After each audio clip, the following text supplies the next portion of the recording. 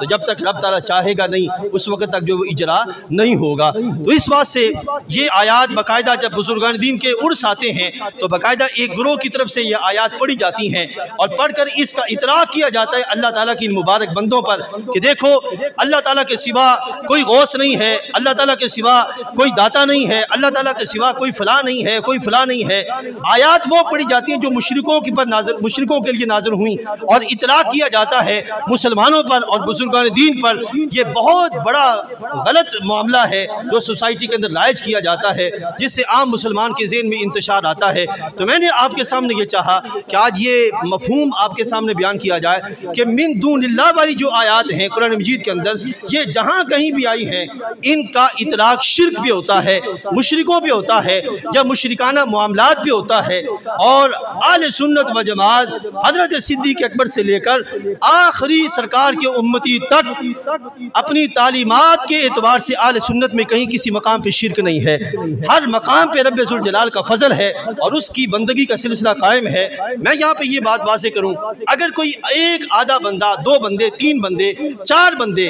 اگر کسی مقام پر اپنی جہالت کے سبب غلطی کی طرف جا رہے ہوں تو ان چار بندوں کی غلطیاں اٹھا کر پوری اہل سنت و جماعت پہ تھوپ دینا یہ کہاں کی عقل مندی ہے؟ آپ ذرا سوچئے، اگر کوئی بندہ اس نظریے پہ چلے گا تو پھر نہ صدیق اکبر باقی بچیں گے، نہ فاروق اعظم باقی بچیں گے، نہ سیدنا عثمان غنی باقی بچیں گے، نہ مولا کائنات، نہ حضرت رسول اللہ محمد رسول اللہ اس میں باقی بچیں گے۔ کیونکہ میں آپ کو حدیث میں سناتا ہوں، محبوب کریم علیہ السلام کی بارگاہ میں ایک نابینا صحابی آئے، عرض کرتے ہیں یا رسول اللہ صلی اللہ علیہ وسلم میں نابینا ہوں، آنکھیں نہیں ہیں، دعا کیجئے اللہ تعالیٰ آنکھیں عطا فرمائے۔ ترمذی شریف کی حدیث سے تجبہ ہے،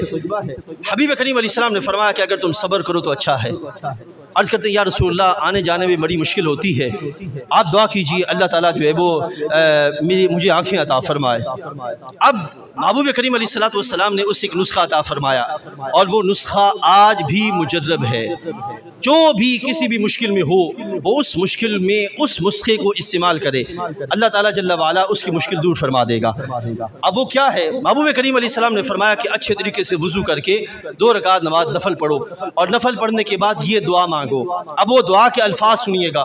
اگر ان کا ذہن لیا جائے جو آج کہتے ہیں کہ جو آج اپنے توحید کی سوچ لوگوں کے درمیان رکھتے ہیں تو اس شرک کے معاملے سے تو نبی علیہ السلام بھی نہیں بچیں گے، نعوذ باللہ ان پر بھی ان کے زوم کے لحاظ سے فتویٰ آ جائے گا کہ نبی علیہ السلام بھی معاشرے کے اندر شرک سکھاتے رہے۔ حدیث میں آتا ہے نبی علیہ السلام نے فرمایا اللہم انی اسألک واتوجہ الیک بنبیک محمد النبی الرحمہ یا محمد صلی اللہ علیہ وسلم۔ این دعا کے درمیان سرکار نے یہ لفظ سکھائے یا محمد صلی اللہ علیہ وسلم انی اتوجہ بک الی حاجتی فی هذه حاجتی لتقضى به او کما قال علیہ السلام، کم و بیش الفاظ کے ساتھ کہ اے اللہ میں تیری بارگاہ میں سوال کرتا ہوں، اللہم انی اسألک واتوجہ الیک، تیری بارگاہ میں متوجہ ہوتا ہوں، بھی نبی کا، تیرے نبی علیہ السلام کی برکت سے، تیرے نبی علیہ السلام کی برکت سے، محمد نبی الرحمہ، وہ محمد جو نبی رحمت ہیں، یا محمد صلی اللہ علیہ وسلم، اے رسول اللہ صلی اللہ علیہ وسلم آپ بھی میرے لیے دعا فرمائیے۔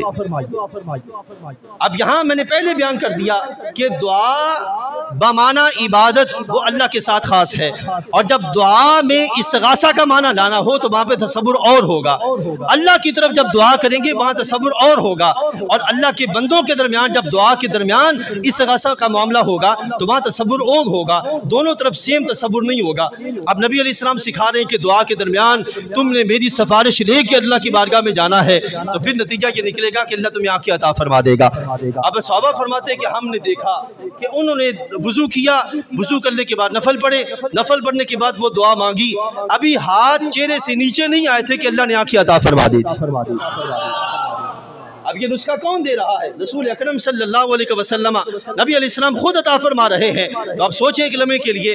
اللہ کے سوا کسی کو سفارشی نہ بناؤ، رب تو سفارشی نہیں بنتا، اور یہاں سرکار دو عالم صلی اللہ علیہ وسلم خود اپنے آپ کو سفارشی کے طور پہ پیش کر رہے ہیں کہ میں اللہ کی بارگاہ میں تمہاری شفاعت کرنے والا ہوں، تم اللہ کی بارگاہ میری شفاعت کا سلسلہ پیش کرو، اللہ تعالیٰ تمہاری حاجت کو پورا فرما دے گا۔ تو ایسا ہی ہوا، لوگوں نے دیکھا کہ ان کی شفاعت کا سلسلہ پورا ہوا، تو پھر دونا کا معنی کیا کیا آئے گا؟ اللہ کے مقابلے میں